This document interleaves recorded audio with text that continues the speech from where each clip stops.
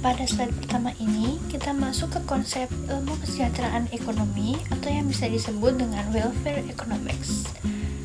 Konsep ini mempelajari bagaimana alokasi sumber daya di pasar mempengaruhi kesejahteraan ekonomi di masyarakat. Fokus utamanya yaitu keuntungan yang diperoleh pembeli dan penjual dari aktivitas pasar. Dalam kondisi ideal ini, keseimbangan antara penawaran dan permintaan akan memaksimalkan total keuntungan kedua pihak tersebut. Dengan kata lain, pasar yang seimbang mampu menciptakan kesejahteraan ekonomi yang paling besar bagi masyarakat. Selanjutnya, kita akan membahas dua konsep penting, yaitu surplus konsumen dan juga surplus produsen. Untuk surplus konsumen sendiri, yaitu selisih antara kesediaan konsumen untuk membayar dengan harga yang sebenarnya dibayar. Misal, jika konsumen membayar lebih murah dari nilai maksimum yang ia harapkan, maka ia memperoleh surplus atau keuntungan.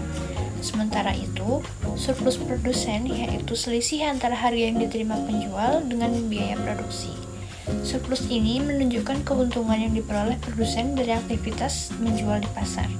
Kedua surplus ini digunakan untuk mengukur seberapa besar manfaat yang dihasilkan oleh suatu pasar. Oke, selanjutnya adalah WTP atau willingness to pay atau harga tertinggi suatu barang yang rela dikeluarkan oleh konsumen untuk membeli suatu barang atau jasa.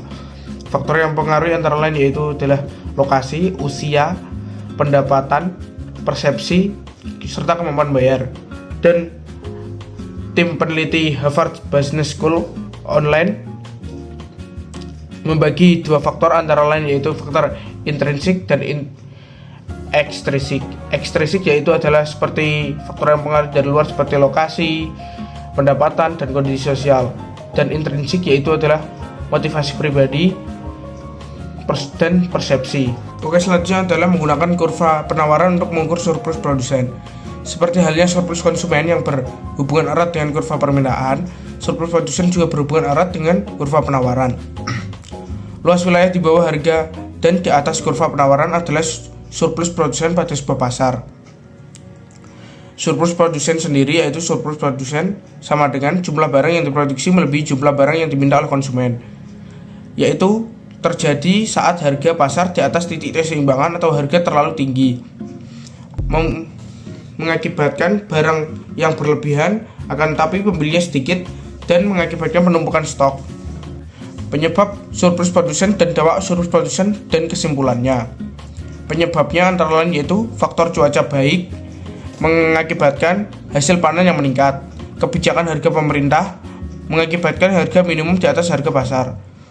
Yang ketiga yaitu over investment mengakibatkan produksi besar-besaran tanpa memperhatikan permintaan. Dan yang keempat adalah kesalahan proyeksi permintaan pasar.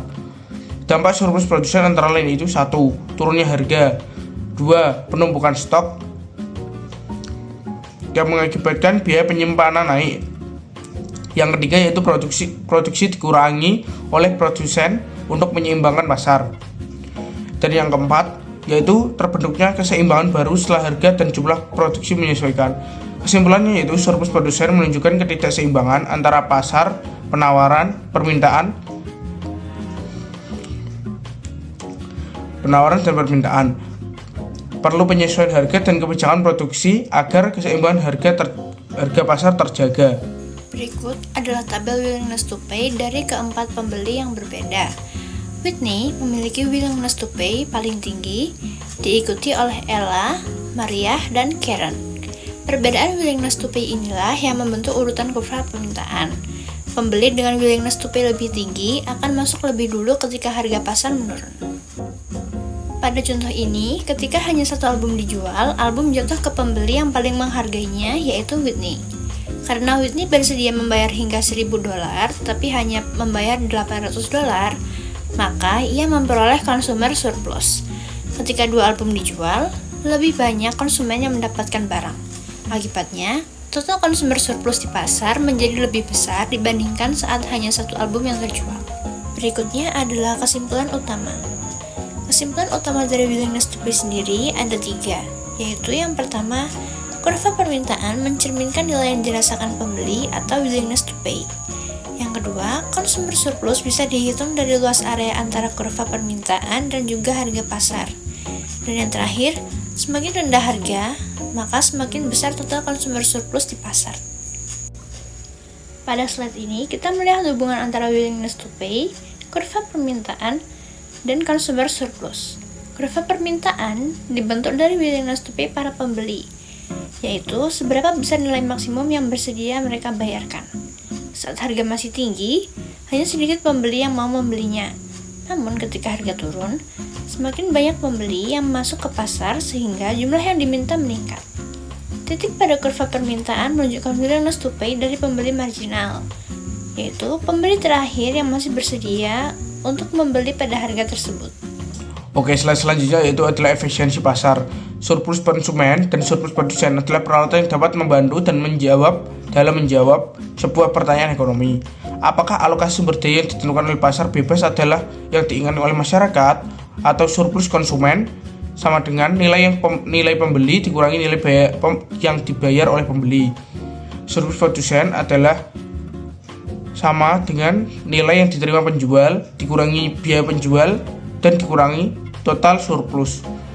Surplus konsumen ditambah surplus produsen, atau total surplus sama dengan nilai bagi pembeli dikurangi biaya penjual. Dan selanjutnya adalah efisiensi pasar. Efisiensi pasar memiliki arti yaitu efisiensi yang artinya adalah kondisi dalam masyarakat untuk memperoleh manfaat maksimal dari sumber daya yang terbatas. Sebagai tambahan untuk efisiensi, perencanaan sosial mungkin juga peduli terhadap isu pemerintahan atau equity, kewajaran dalam kontribusi kesejahteraan di antara berbagai macam pembeli dan penjual. Oke, selanjutnya adalah 3 pemahaman tentang hasil pasar. Yang pertama yaitu pasar bebas, yaitu mengalokasikan penawaran barang untuk pembeli yang menilai paling tinggi yang diukur dari keinginan bayar. Yang kedua yaitu pasar bebas mengalokasikan permintaan barang kepada penjual yang dapat memproduksi dengan biaya paling murah. Dan yang terakhir yaitu pasar bebas menghasilkan jumlah barang yang maksimal, jumlah surplus konsumen dan produsen. Oke, slide selanjutnya adalah evaluasi keseimbangan pasar. Karena hasil keseimbangan adalah alokasi sumber daya yang efektif. Perencanaan sosial dapat meninggalkan hasil pasar begitu dia menemukannya. Kebijakan ini sejalan dengan ungkapan dalam bahasa Perancis laissez-faire yang berarti membiarkan mereka melakukannya. Kekuatan pasar yaitu adalah jika sistem pasar tidak bersaing sempurna, kekuatan pasar dapat terjadi. Kekuatan pasar adalah kemampuan untuk mempengaruhi harga. Kekuatan pasar dapat membuat pasar tidak efisien karena menahan harga dan jumlah tidak mencapai keseimbangan penawaran dan permintaan. Pada slide ini kita mengevaluasi apakah keseimbangan pasar yang terbentuk benar-benar efisien. Dalam kondisi pasar yang ideal dan bersaing sempurna, keseimbangan pasar akan menghasilkan alokasi sumber daya yang efisien. Namun dalam kenyataannya, terdapat faktor-faktor yang dapat membuat hasil pasar menjadi tidak optimal. Salah satunya adalah kekuatan pasar, yaitu kemampuan pelaku tertentu untuk memengaruhi harga. Kondisi ini dapat menyebabkan harga dan jumlah barang tidak berada pada titik keseimbangan yang efisien. Sebagai penutup, dapat disimpulkan bahwa konsep surplus konsumen dan surplus produsen membantu kita memahami bagaimana pasar bekerja dalam menciptakan efisiensi. Pasar yang efisien adalah pasar yang mampu mengalokasikan sumber daya secara optimal sehingga total surplus masyarakat menjadi maksimal. Namun, dalam praktiknya, hasil pasar tidak selalu sempurna karena adanya kekuatan pasar dan eksternalitas.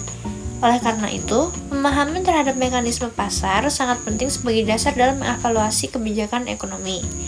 Sekian pemaparan dari kami ucapkan terima kasih.